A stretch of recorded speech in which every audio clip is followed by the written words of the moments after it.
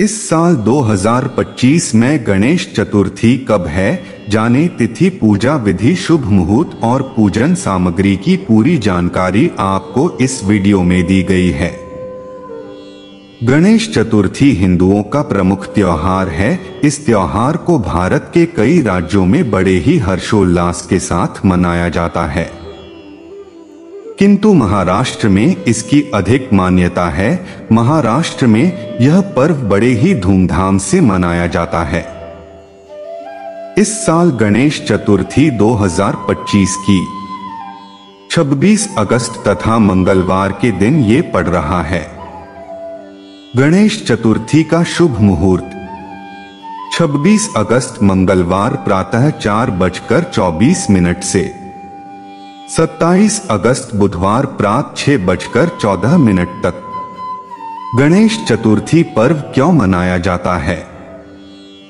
पौराणिक परंपराओं के अनुसार गणेश चतुर्थी के दिन ही गणेश जी का जन्म हुआ था, इसलिए भाद्रपद मास की शुक्ल पक्ष की चतुर्थी तिथि को प्रतिवर्ष यह गणेश चतुर्थी का त्योहार मनाया जाता है।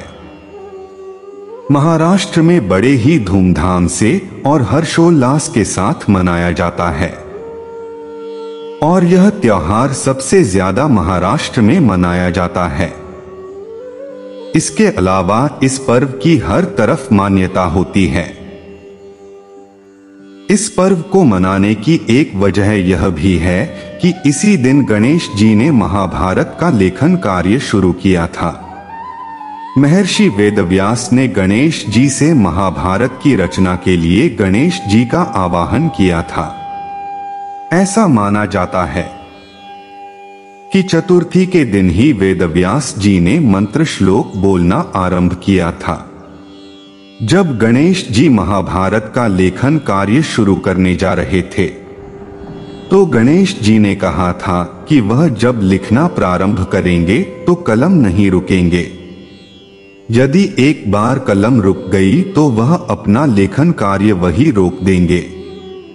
किंतु वेदव्यास विद्वान थे। उन्होंने गणेश जी से कहा कि भगवान, आप विद्वानों में महान हैं, सबसे आगे हैं, और मैं साधारण ऋषि, यदि श्लोक बोलते समय कोई गलती हो जाए तो आप उसे ठीक करते हुए उसे लिपिबद्ध करते जाएं।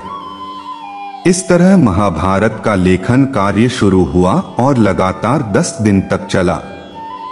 अनंत चतुर्दशी के दिन जब महाभारत का लेखन कार्य पूर्ण हुआ तो गणेश जी का शरीर अकड़ चुका था और लगातार 10 दिनों तक एक ही जगह पर बैठे रहने के कारण उनके शरीर पर धूल मिट्टी जमा हो गई थी। तब गणेश जी ने सरस्वती नदी में स्नान करके अपना शरीर साफ किया।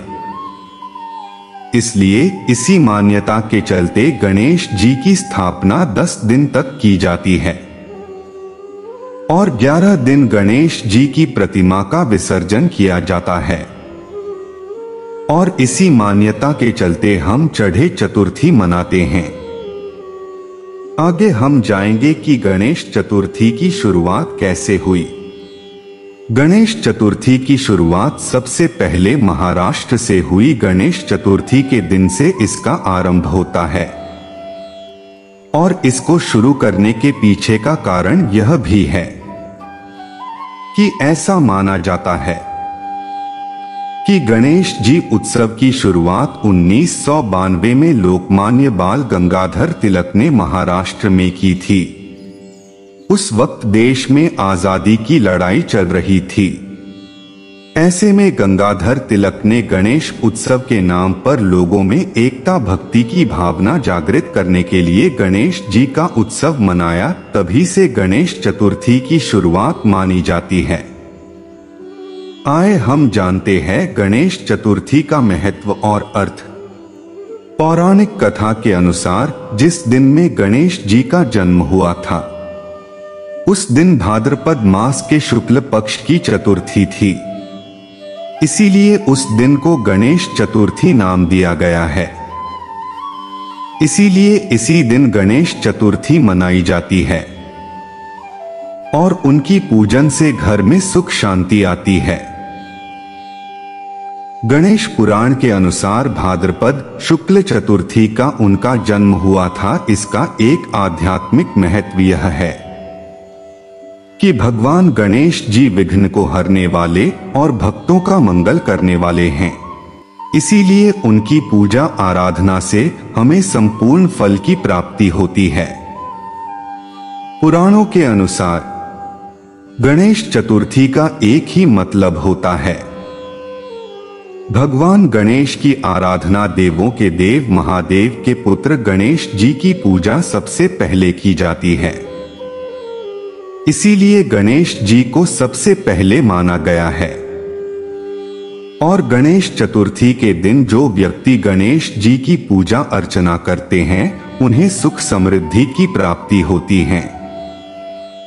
श्री गणेश जी की पूजा आराधना करना ही इस पर्व का खास मतलब होता है। इसीलिए इस पर्व का खास मतलब विघ्नहर्ता को खुश करके उनकी कृपा प्राप्त करना होता है। इसी कारण सब हिंदू भाई बहन इस दिन को बहुत धूमधाम से मनाते हैं। आगे जानेंगे कि विनायक चतुर्थी और संकष्टी चतुर्थी में क्या अंतर होता है।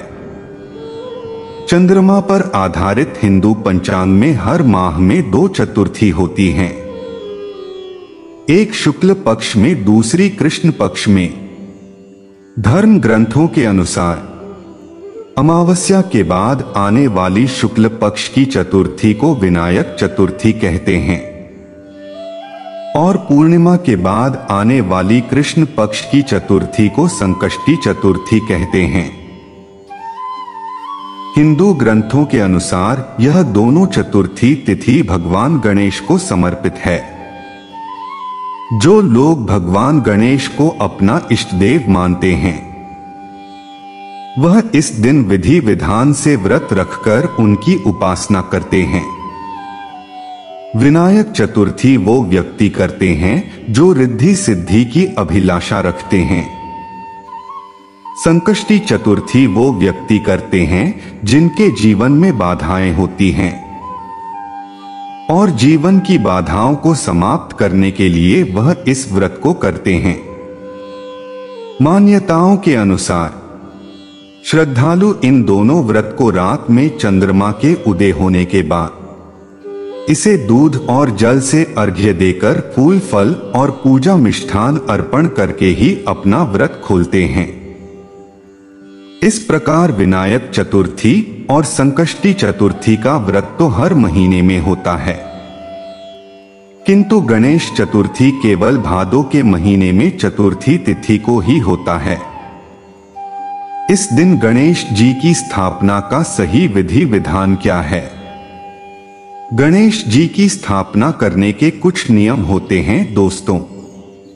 कहते हैं हम किसी भी पूजा या किसी भी भगवान की स्थापना करते हैं तो उससे पूर्व हमें यह ध्यान रखना चाहिए कि जब हम व्रत या किसी भगवान की स्थापना कर रहे हैं तो वह पूरे विधि विधान से होनी चाहिए। इसी तरह जब हम विघ्नहर्ता गणेश जी की स्थापना करते हैं तो उन्हें कुछ नियमों का पालन अवश्य करना चाहिए। इस स्थापना का पहला और सबसे जरूरी नियम यह है कि जब आप गणेश जी को स्थापित करने जा रहे हैं तो आपको चाहिए कि वह घर हो चाहे आप बाहर किसी स्थान पर उनको विराजमान करते हैं तो यह अवश्य ध्यान में रखें कि वह स्थान पूर्ण रूप से शुद्ध होना चाहिए। इसके साथ ही जब आप गणेश जी को लाते हैं तो यह अवश्य ध्यान में रखें कि मूर्ति खंडित ना हो पाए, क्योंकि ऐसा होना अशुभ माना जाता है। दैनी और झुकी की सूंड वाले गणेश जी को वक्रतुंड कहा जाता है, इसलिए ऐसी मूर्ति को स्थापित नहीं करना चाहिए। घर के उत्तर पूर्व कोने में मूर्ति को स्थापित करने का सर्वश्रेष्ठ स्थान माना जाता है। इसे ईशान कोण के रूप में भी जाना जाता है। गणेश जी की स्थापना करते समय मंत्र का उच्चारण करना चाहिए। सुख समृद्धि पाने के लिए भगवान गणेश जी की संगमरमर की प्रतिमा स्थापित करनी चाहिए, क्योंकि यह एक इरादा और आध्यात्मिक की शुद्धता को दर्शाता है। आम पीपल और नीम के पत्तों से बनी गणेश जी की मूर्ति सकारात्मकता को आकर्षित करती है, इसलिए इसे प्रवेश द्वार पर ही रखना शुभ माना जाता है। मूषक और मोदक हमेशा गणेश जी की प्रतिमा का हिस्सा होना चाहिए। अब हम जानेंगे कि श्री गणेश जी को दूर्वा क्यों चढ़ाते हैं। प्रथम पूज्य श्री गणेश जी को विशेष रूप से दूर्वा अर्पित की जाती है। दूर्वा एक प्रकार की घास है और यह घास गजानन को अति प्रिय है। दूर्वा चढ़ाने से गजानन की कृपा प्राप्त होती है और घर में रिद्धि सिद्धि का वास होता है। किंतु बहुत से लोगों को इस बात की जानकारी नहीं होती कि आखिर गणेश जी पर दुर्गा क्यों चढ़ाते हैं। यह एक प्राचीन परंपरा है और इसके बारे में प्रचलित कथा भी है। प्राचीन काल में अन्नासुर नाम का एक दैत्य रहता था। इस दैत्य के आतंक से स्वर्ग और धरती पर त्राही त्राही मची हुई थी। अन्नासुर ऋषि मुनि और आम लोगों को जिंदा निकल जाता था। दैत्य से त्रस्त होकर देवराज इंद्र सहित सभी देवी देवता और ऋषि मुनि महादेव से प्रार्थना करने पहुंचे। सभी ने शिवजी से प्रार्थना की कि वह अन्नासुर के आतंक से मुक्ति दिलाएं और उसका नाश करें। तब शिवजी ने सभी देवी देवताओं व ऋषि मुनियों की प्रार्थना सुनकर शिवजी ने कहा कि अन्नासुर का अंत केवल गणेश ही कर सकते हैं। वह बोले कि अन्नासुर का अंत करने के लिए उसे निकलना पड़ेगा और इस कार्य को गणेश जी ही कर सकते हैं। और गणेश जी का पेट काफी बड़ा है और वह अन्नासुर को आसानी से निकल सकते हैं। यह सुनकर सभी देवी देवता गण भगवान गणेश के पास पहुंचे और उनकी स्तुति कर उन्हें प्रसन्न किया। तब गणेश जी अन्नासुर को समाप्त करने को तैयार हुए। इसके बाद गणेश जी और अन्नासुर के बीच घमासान युद्ध हुआ। अंत में गणेश जी ने अन्नासुर को निगल लिया। इस प्रकार अन्नासुर के आतंक का अंत हुआ। जब अन्नासुर को गणेश जी ने निकला तो उनके पेट में बहुत जलन हुई। कई प्रकार के उपाय करने के बाद भी उनकी जलन शांत नहीं हुई। तब कश्यप ऋषि मुनि ने दुर्वा की 21 गांठ बनाकर श्री गणेश जी को खाने को दी। दुर्वा खाते ही उनके पेट की जलन शांत हुई। तभी से गणेश जी पर दूर्वा चढ़ाने की परंपरा प्रारंभ हुई। व्यक्ति इस व्रत को करने से किस फल की प्राप्ति होती है, आइए जानते हैं। गणेश चतुर्थी भगवान गणेश को समर्पित है। चतुर्थी तिथि को गणेश जी घर घर पधारते हैं। इस दिन गणेश जी की स्थापना की जाती है। विघ्नहर्ता गणेश जी बुराइयों और बाधाओं का विनाश करने वाले हैं। जो मनुष्य इस व्रत को करता है उसके जीवन में जो भी कष्ट, जो भी परेशानी होती है, भगवान श्री गणेश सबको दूर कर देते हैं और जो भी मनोकामना भक्तों के मन में होती है उसको विघ्नहर्ता दूर कर देते हैं। गणेश जी का विसर्जन क्यों किया जाता है? देवों के देव भगवान गणेश जी के जन्मोत्सव के रूप में मनाए जाने वाले गणेश चतुर्थी और लोग काफी धूमधाम से और हर्षोल्लास के साथ मनाते हैं और महाराष्ट्र में तो इसे मनाने का अत्यधिक महत्व है। किंतु जब हम गणेश जी की पूजा 10 दिन तक करते हैं तो इसके बाद विसर्जन क्यों करते हैं, इसके बारे में आज हम संपूर्ण जानकारी देंगे। पौराणिक मान्यताओं के अनुसार महर्षि वेदव्यास जी ने गणेश जी को महाभारत के लेखन कार्य के लिए आमंत्रित किया था। तब गणेश जी ने पूरे 10 दिनों तक महाभारत का लेखन कार्य किया और 10 दिनों तक लगातार एक ही जगह बैठे रहने के कारण उनका शरीर अकड़ गया और पूरे शरीर पर धूल मिट्टी जमा हो गई। तब गणेश जी के शरीर का तापमान भी बढ़ गया तब महर्षि ने उनको एक सरोवर में डुबकी लगाकर स्नान कराया, तब उनके शरीर का तापमान सामान्य हो पाया। इसी कारण इस प्रथा को हम विसर्जन के रूप में मनाते हैं। हम जाएंगे कि गणेश चतुर्थी की पौराणिक कथा क्या है। पौराणिक कथा के अनुसार धन के देवता कुबेर को अपने धन पर अभिमान हो जाता है। वह सोचते हैं कि मैं इस दुनिया में मैं सबसे अधिक धनवान हूं, तो क्यों ना मैं सभी देवताओं को एक एक करके भोजन पर आमंत्रित करूं और सभी को अपने धन वैभव का प्रदर्शन करके दिखलाऊंगा। ऐसा सोचकर कुबेर सर्वप्रथम भोलेनाथ के पास गए और बोले हैं, भोलेनाथ, मैं सभी देवताओं को भोजन पर आमंत्रित करना चाहता हूं और मैं चाहता हूं कि आप सबसे पहले मेरे महल में आकर भोजन ग्रहण करें। तब भोलेनाथ कुबेर की मनसा समझ गए और बोले, मुझे क्षमा कीजिए कुबेर महाराज, मैं आपका यह आमंत्रण स्वीकार नहीं कर सकता, किंतु मैं अपने स्थान पर अपने पुत्र गणेश को आपके साथ भेज देता हूं। तब कुबेर कहते हैं कि ठीक है प्रभु,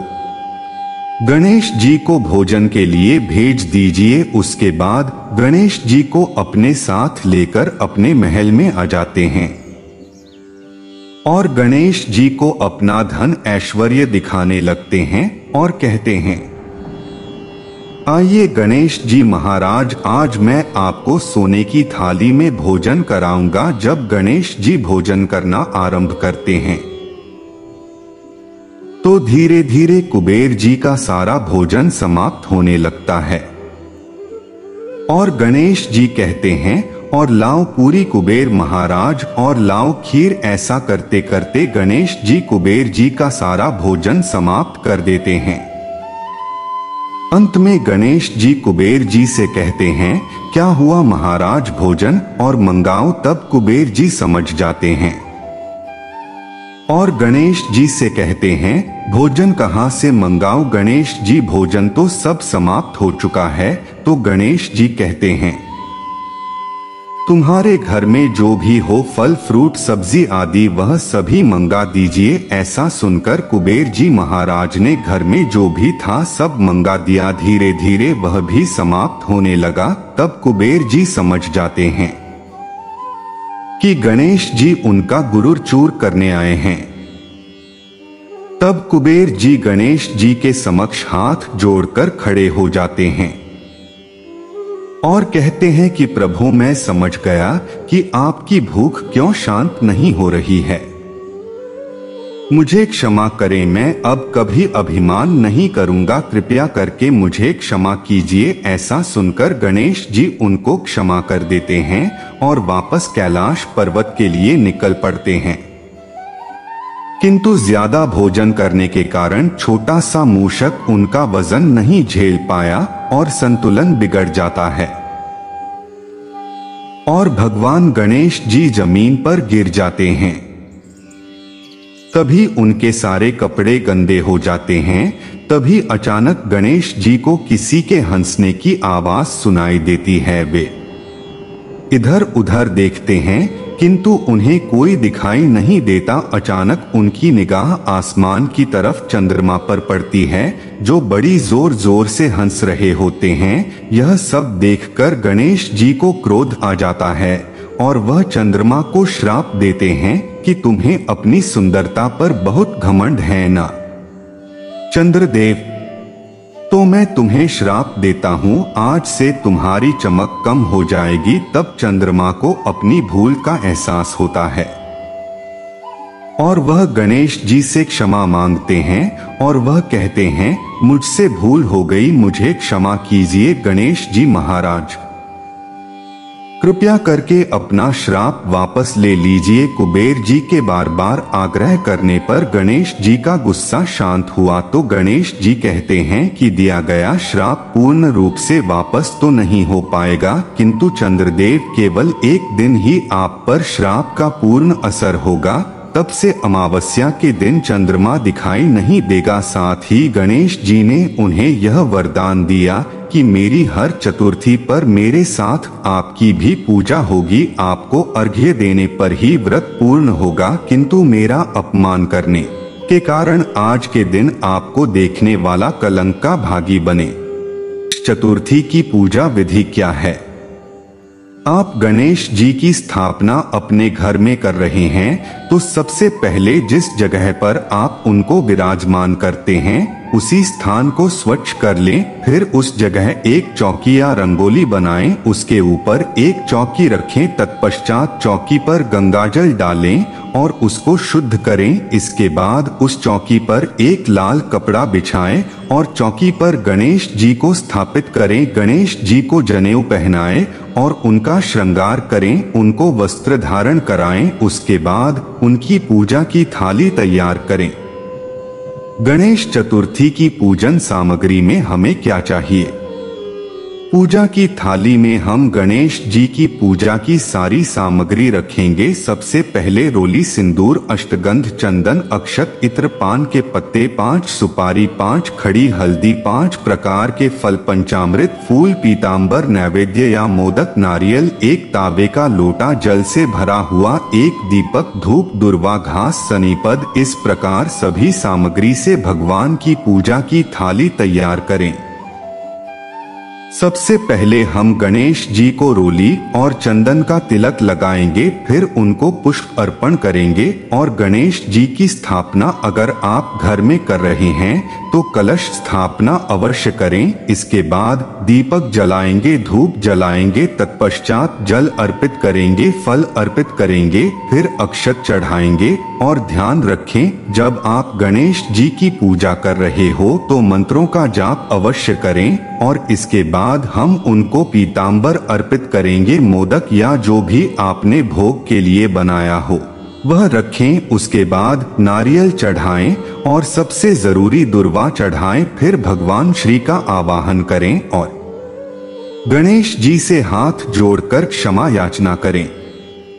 हे ईश्वर गणेश जी, यदि आपकी पूजा अर्चना में कोई कमी या गलती हो गई हो तो हमें क्षमा करें और हमारी पूजा स्वीकार करके इस स्थान पर विराजमान हो, ऐसा कहते हुए क्षमा मांग लें और उनको विराजमान करें। उसके बाद आरती करके पूजा संपन्न करें और सब में प्रसाद वितरित करें। घर पर कैसे करें? गणेश स्थापना किस प्रकार करें? गणेश जी का मुख पूजा स्थल में पूर्व दिशा में होना चाहिए। यह हिंदू धर्म में माना जाता है कि गणपति बप्पा का मुख पूर्व की ओर होने पर उनकी कृपा और आशीर्वाद सभी के ऊपर बनी रहती है। मुख पूर्व की ओर होने से आपके जीवन में समृद्धि, सुख और समानता आती है। यह एक प्राचीन परंपरागत विचारधारा है। आए जाने की गणेश जी की शुभ मूर्ति कौन सी होती है? भारतीय पौराणिक धर्म के अनुसार गणेश जी की शुभ मूर्ति गजेंद्र मोक्षण के बाद गणपति बप्पा की पूजा के लिए विशेष रूप से स्वीकार्य होती है। यह मूर्ति विभिन्न रूपों में आती है और इनका अपना अलग महत्व होता है। श्री सिद्धि विनायक, यह मूर्ति श्री गणेश की सार्थकता और सिद्धियों की प्रतिष्ठा को दर्शाती है। इस मूर्ति को घर में रखने से सुख और समृद्धि मिलती है। बाल गणपति, बच्चों को आशीर्वाद देने वाले गणेश जी के इस रूप को पूजन का प्रमुख केंद्र माना जाता है। हरिद्रा गणपति, यह मूर्ति सुख संपत्ति की प्राप्ति के लिए पूजी जाती है और विवाह से संबंधित समस्याओं का समाधान करने में मदद करती है।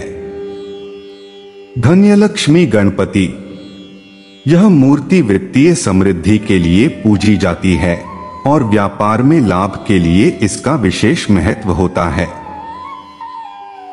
उच्चिष्ट गणपति, यह मूर्ति श्री गणेश की श्रेष्ठता और संप्रेषण शक्ति का प्रतीक होता है और शिक्षा के क्षेत्र में उनकी कृपा को प्राप्त करने के लिए पूजा जाता है।